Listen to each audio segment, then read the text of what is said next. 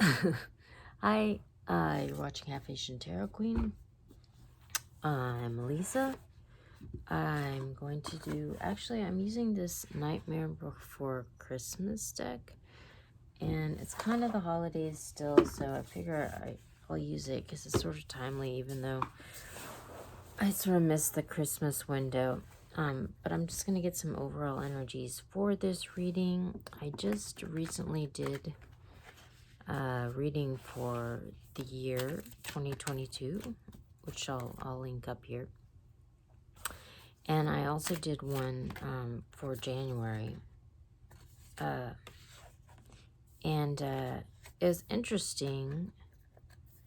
Like, I think this message kind of came through for both of them that was sort of suggesting that there was this impending clash or drama that was like this necessary in order for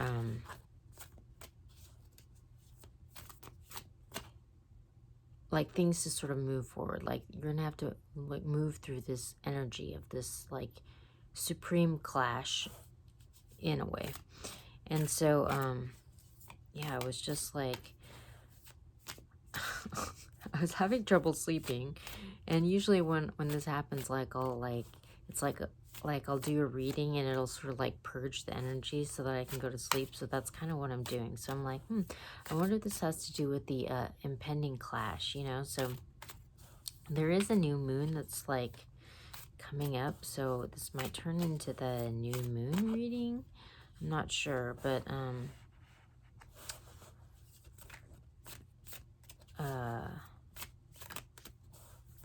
we'll see what comes through with the cards.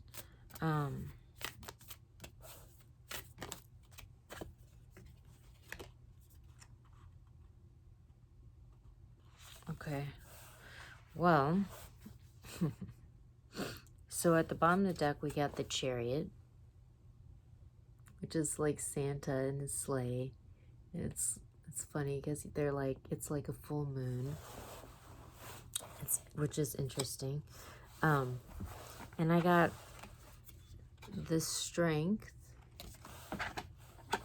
the Knight of Pentacles, and the Five of Candles. So, I mean, this really is kind of like confirming like what I was just saying, because it's like, you know, we're seizing the reins on this situation, but it's gonna require strength, and you know, we're actually gonna be starting to make progress moving forward, but in order to do that, we have to like move through this conflict. So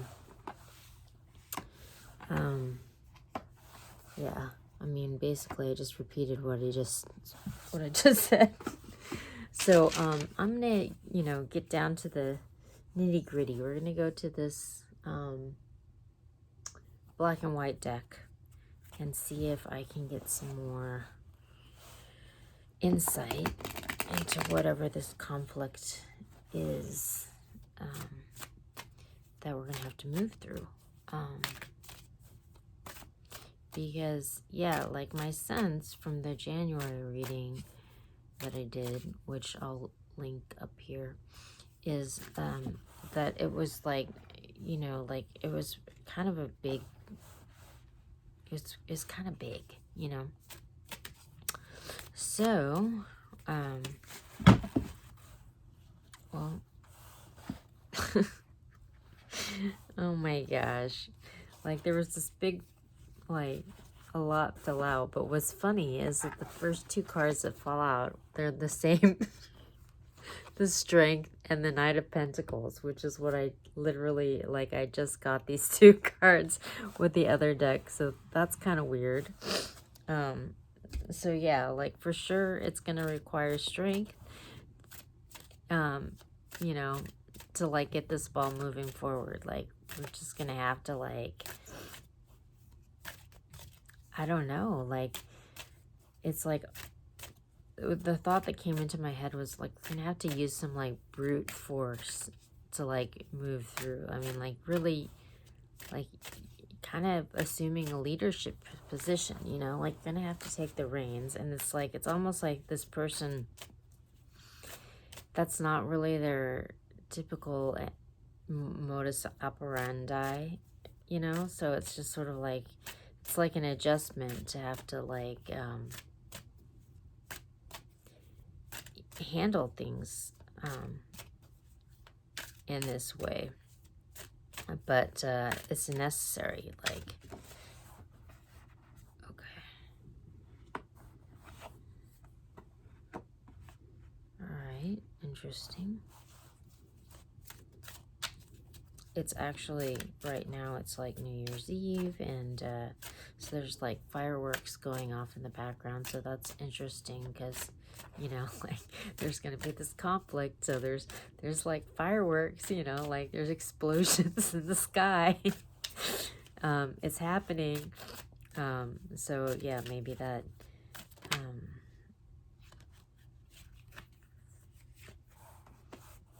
maybe that is meaningful.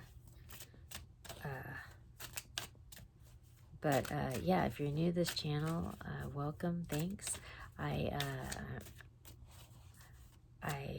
am not really aspiring to be a tarot reader, but I love the tarot, and so I kind of do this for the love of it, and I don't necessarily, I'm not always like necessarily the most consistent. Oh, there's some like extra cards that flipped out. I didn't notice that. Oh, okay, interesting. All right, so at the bottom of the deck we have the Four of Wands. So I mean, this is like a card of like stability and foundation.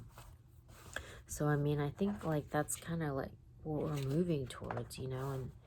And but it's gonna require this show of strength in order to get there. And like, it also right next to that we have the High Priestess. So this is a card of intuition and sort of like being tapped in, you know. And so it's like, I mean, it's not just like raw force, like raw power. Like, you're gonna have to use your intuition, you know, and like follow that guidance. And that actually might help you to avoid some, you know, nasty pitfalls, because, you know, I mean, that's kind of, your intuition is there to like guide us through that, so that we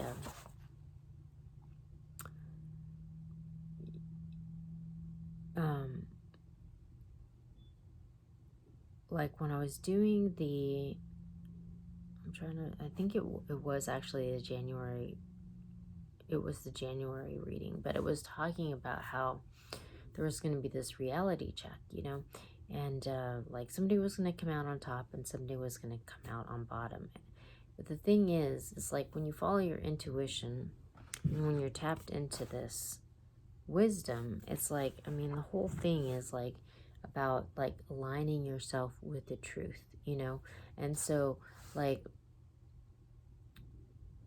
if you, when you do that, when you tap into that, it's like you're protected, you know, because when you're aligned with the truth, it's like you're connected with something larger than yourself, like a larger power, you know. But like, the thing is that a lot of times what happens is that people will like fall out of alignment, like they'll get into alignment not necessarily with this truth, but maybe with their ego, you know. And so that's kind of what distorts their path. Like, they're not in alignment with this higher power, or like they're not tapped in anymore. They're just like,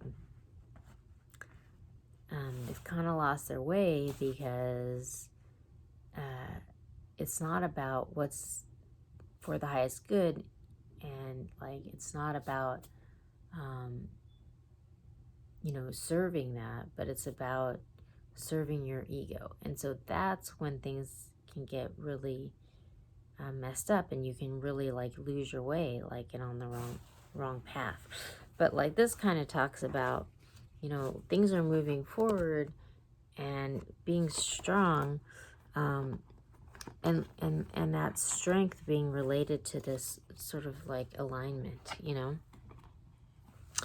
And then we got the Six of Cups. So this is a card of nostalgia, and it's a card of, you know, like it can be like a relationship with someone from your childhood, or you know, like it's like a soulmate connection. So this conflict that we're talking about could be involving somebody like that, somebody with like a deep connection. But so underneath this like movement forward, we've got the Three of Wands. So it's like we can see in the distance, like that there's this change that's on the horizon, you know. But it's like the next card we have is the Seven of Swords. So this is a card of deception inherently. And it's interesting because I was just talking about the whole thing about how people can get distorted, or they can get on the wrong path because it's like they're not necessarily in alignment with, you know, this higher wisdom. Like they're distorted, you know, like, I mean, that's kind of what this whole thing, Seven of Swords, at its root is. It's like you're being deceived, and like the sort of like number one thing that can throw people off track and like fall into this trap of being delusional is like your ego, you know. So it's gonna take strength to overcome this delusion or this lie or this deception, you know. But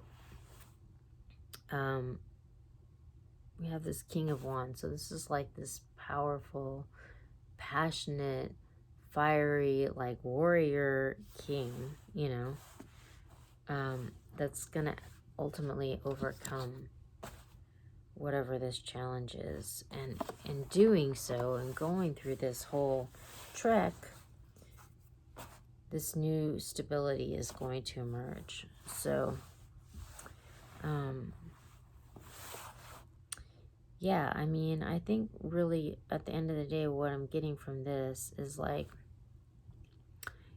if you're in alignment with the truth and whatever's the highest good, and you like follow your intuition, like don't worry about it, like things are going to work out and everything's going to be fine. However, if you're kind of like lying to yourself, or you know, you've fallen in the trap of following your ego, then you might be a little worried or concerned. It's funny, like, so there's this like legal YouTube channel that I watch a lot when I'm like going to sleep, and he like gives like sort of like a legal brief of like all the big legal stories of the day. And he's like you know, one of the contributors on one of the news channels, and so you know, he's like one of the legal talking heads, and it's Glenn Kirshner, and I'll put a link to his channel here. But he's always like, at the beginning and the end of every episode, he's always like, blah, blah, blah, and today we're talking about this. And he's like, because justice matters. And that's always the beginning and the end, you know. So like that kind of comes to me with this thing. Like he was talking about today, about how 2021 was the year of the big lie. And like it's been this mess, and we've been having to like overcome it. But he's like, but 2022 is going to be the year of the big truth. Like when finally the truth comes out and there's accountability, and like we like move forward. So that seems like kind of appropriate to this reading in a way. Okay, I'm going to go to Starseed Oracle to pick a final card for this rambly reading. I don't think I've ever gotten this card before. Oh my gosh, weird. Okay, so I got Earth School, Life Lessons, Soul Growth, Study, higher learning. And what's interesting, because I don't think I've ever gotten either of these cards before, is at the bottom of the deck I got Activated Earth. So they're both like Earth cards. Power places, ley lines, and trust where you're led.